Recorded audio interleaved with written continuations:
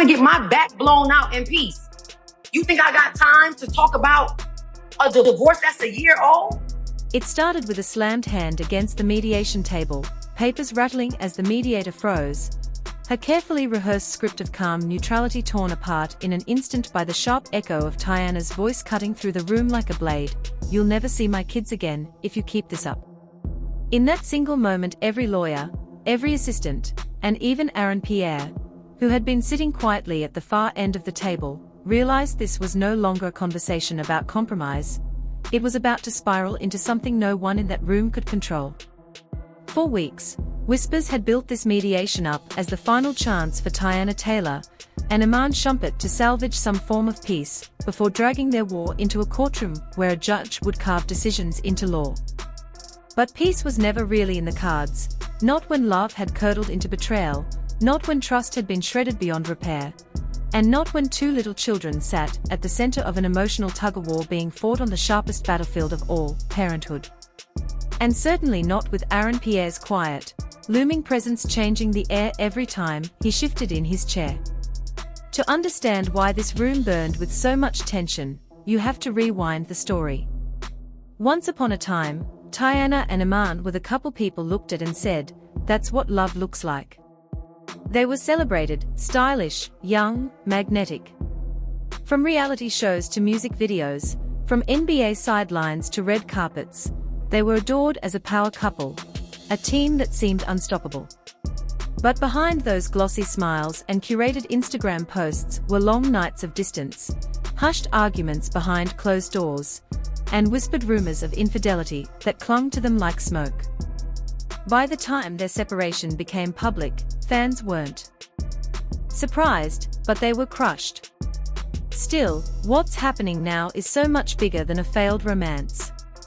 Because when children are involved, breakups don't end with unfollowing each other online, or dividing up money, or selling off properties. They don't even end with heartbreak. They end in mediation rooms like this one, with lawyers circling like vultures and parents gripping the edge of the table while trying to prove who can offer their children more love, more stability, more security. That was what this mediation was supposed to solve.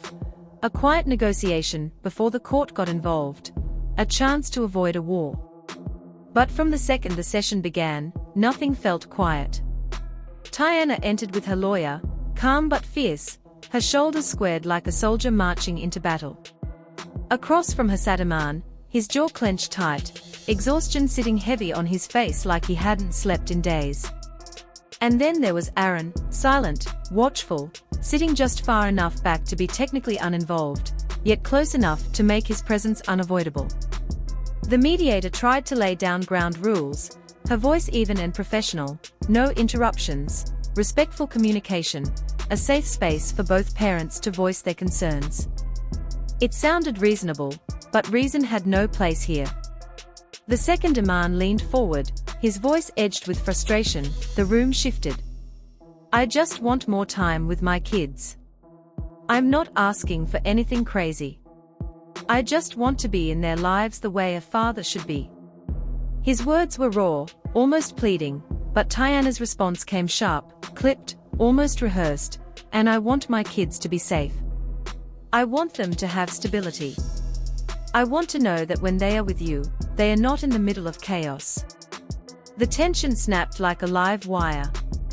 Iman accused her of painting him as reckless and unstable, of twisting his mistakes into weapons. Teyana fired back, reminding him of nights he wasn't home, of choices that put everything, her, the kids, the family, second to his own priorities. The mediator's voice grew tighter, trying to pull them back from the brink, but it was like standing in front of a tidal wave with nothing but bare hands. And then came the voice no one expected to hear, Aaron's. He spoke quietly, but every syllable carried weight. "The kids need stability. And they've had that with Teyana, with us." That single word, us, cut through the room like shattered glass. Iman's head snapped toward him, fury igniting in his eyes. "Us? Don't talk about my kids like they are yours." Aaron didn't flinch. He didn't raise his voice. But his words pressed like a finger against an open wound. "I'm not trying to take your place. But let's not pretend they don't see me every day. They know who's there and who's not." It was gasoline poured onto open flame.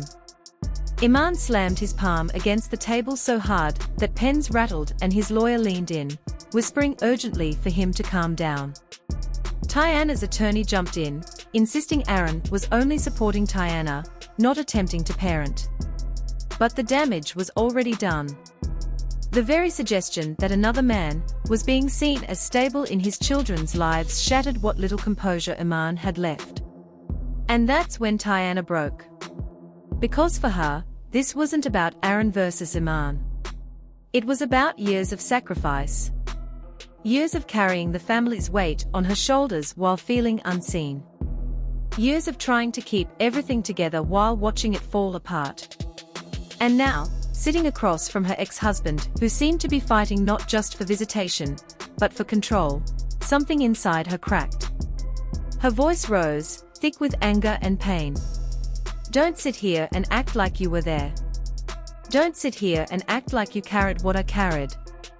These kids are my life, and I will not let you drag them into your mess." Iman tried to speak, but she cut him off, tears brimming in her eyes even as her voice stayed sharp. "If you think for 1 second that I'm going to let you play games with them, you're wrong.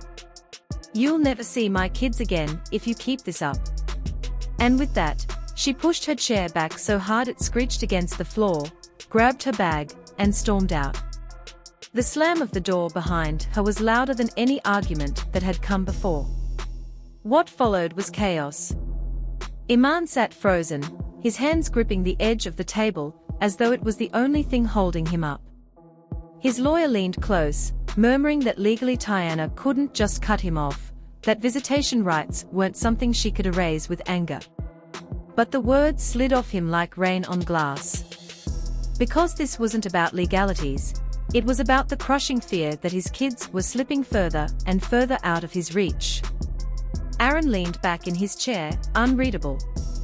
Some in that room would later swear they saw the faintest smirk on his lips, like a man who knew he'd just won without even trying.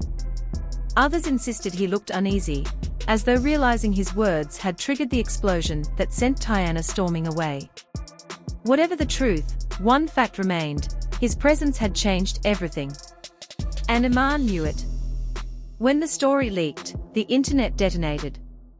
Fans flooded timelines with takes and hashtags. Some stood firmly with Teyana, calling her a protective mother who would do anything to shield her children from instability. Hashtags like #ProtectTeyana and #StrongMom trended for days. Others sided with Iman, furious that he was being framed as an absent father, arguing the courts always favored mothers and that dads deserved fairness too. Soon #StandWithIman climbed the trending list.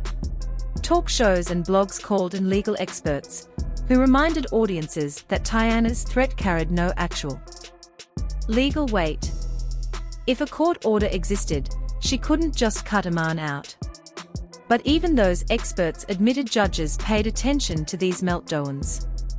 An outburst like that could shift how custody decisions were made, especially if one parent appeared unwilling to cooperate. Yet beneath all the analysis, one painful truth pulsed louder than any hashtag: 2 children were caught in the middle of a storm they never asked for. Teyana's supporters praised her strength, claiming she'd sacrificed too much for too long and finally had every right to draw a line. Iman's defenders painted him as a father clawing to stay in his children's lives, a man punished for his flaws, but denied the chance at redemption. And Aaron. His silence only fueled speculation. He didn't post cryptic stories. He didn't clap back online. He didn't give interviews. He just stayed quiet, which somehow screamed louder than words. That silence meant one thing: the real battle was happening where no one could see, behind closed doors, in legal filings, in whispered strategy meetings. The mediation had failed. The case was heading to court. And now, a judge would decide not just visitation schedules, but the deeper question of influence. Who truly had the children's best interests at heart? Would Teyana follow through on her threat?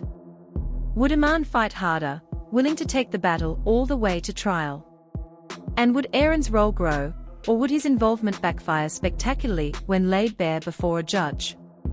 One thing was certain, the storm was nowhere near over. What happened in that mediation room was only the opening act, an emotional preview of the war to come. Because this wasn't a fight that could be patched up with apologies or settled quietly in back rooms. No, this was deeper, heavier. When children are at the heart of conflict, the stakes rise beyond measure, and the scars linger long after court dates fade. Love might fade with time. Even trust, once broken, rarely returns. But when children are pulled into the battlefield, the fight never really ends. It echoes in custody hearings, in tense exchanges at school pickups, in the quiet confusion on a child's face when they ask, "Why can't we all be together?" This storm doesn't just pass. It embeds itself in lives, reshaping routines, bending identities, rewriting families. Iman may see himself as a father fighting for what's right. Aaron may believe he's offering stability. Teyana may feel she's protecting her children with every ounce of strength she has. But in the end, it's the children who will carry the weight of these choices, long after the adults stop shouting. And as this case barrels toward court, one thing is clear, there will be no clean victories here. No matter which side wins on paper, everyone will walk away scarred.